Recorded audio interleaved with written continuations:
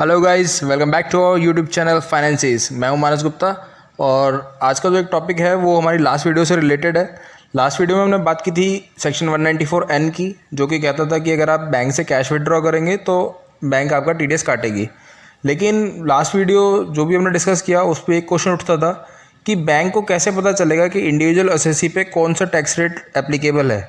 मैं अगर आपको एक छोटा सा ओवरव्यू दूँ तो लास्ट वीडियो में हमने बताया था कि जिस भी एसएससी ने पिछले 3 साल की आईटीआर फाइल नहीं की है तो उसके ऊपर 2 रेट ऑफ टीडीएस लगेंगे। 20 लाख से 1 करोड़ तक पे 2% टीडीएस कटेगा और 1 करोड़ से ऊपर के पे 5% टीडीएस कटेगा। तो बैंक को कैसे पता चलेगा कि जो इंडिविजुअल एसएससी है उसने पिछले 3 साल की आईटीआर फाइल की है या नहीं की है। तो उसके लिए इनकम टैक्स ने एक ऑप्शन दे दिया है अपने पोर्टल पे, जिससे कि बैंक जो है इंडिविजुअली जाके पता लगा सकता है। तो उसी फीचर को मैं आपको दिखाता हूँ इस वीडियो में। ये हमारी जो इनकम टैक्स की साइट है, इनकम टैक्स इंडिया e-filing.gov.in। जब आप इसको ओपन करते हैं तो ये कुछ इस तरह का इंटरफेस दिखता है। इसमें लेफ्ट साइड में क्विक लिंक्स में सबसे नीचे आया है एक नया option, verification of applicability under section 194N। इस पर हम जब क्लिक करेंगे तो ये हमसे पैन नंबर पूछेगा। मतलब बैंक को इसे इंडिविजुअली जाके चेक करना पड़ेगा साइट पे कि किसके ऊपर 2% लगेगा और किसके ऊपर 5%।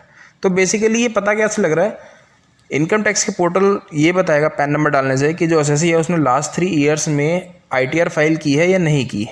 तो जिससे कि बैंक को पता चल जाएगा, क्योंकि अगर उसने पिछले 3 साल की आईटीआर फाइल नहीं की है तो उसके ऊपर 20 से 1 करोड़ पे 2% का रेट लगेगा और 1 करोड़ से ऊपर पे 5% का रेट लगेगा। तो इनकम टैक्स की जो साइट है ये बताएगी कि पिछले 3 साल की आईटीआर गई है या नहीं गई, और एक कॉरस्पॉन्डिंगली उसका रिजल्ट भी बता देगी कितना % टीडीएस लगना है। मैं आपके सामने दोनों तरह के एग्जांपल यहाँ पे लाइव करके दिखाता हूँ। एक पहले हम वो वाला पैन डालते हैं जिसने अपनी पिछले 3 साल में रिटर्न भरी है। यहाँ पे आपको एक नंबर डालना पड़ेगा जिस पे कि ओटीपी जाएगा। मैं यहाँ पे कंटिन्यू करता हूँ और ये एक ओटीपी, जो भी आपने नंबर डाला होगा उस पर ओटीपी चला जाएगा। ये मेरे पास ओटीपी आ गया है, ये मैं ओटीपी डालता हूँ यहाँ पे।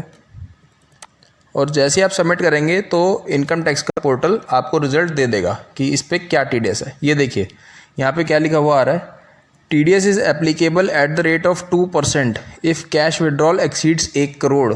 इसका मतलब क्या है कि इस पर्सन ने पिछले 3 साल में किसी न किसी साल की आईटीआर फिल की है, क्योंकि अगर नहीं फिल की होती तो इस पर नया वाला जो प्रोविज़न है वो एप्लीकेबल होता। लेकिन यहाँ पे कह रहा है कि 1 करोड़ से ज़्यादा अगर कैश निकाला तब ही 2% टीडीएस कटेगा।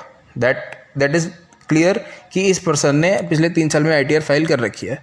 मैं दोबारा उस लिंक पे चलता हूँ और आपको एक ऐसा पैन दिखाता हूँ जिसने पिछले 3 साल में कोई आईटीआर फाइल नहीं की है। तब देखते हैं कि इनकम टैक्स पोर्टल जो है हमें क्या जवाब देता है।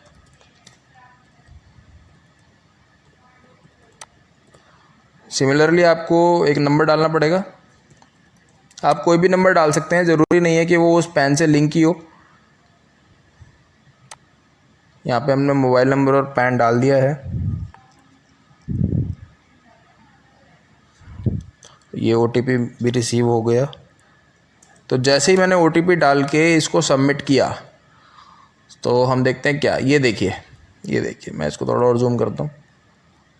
यहाँ पे दिखा रहा है TDS is deductible at the rate 2% if cash withdrawal exceeds ₹20 lakhs।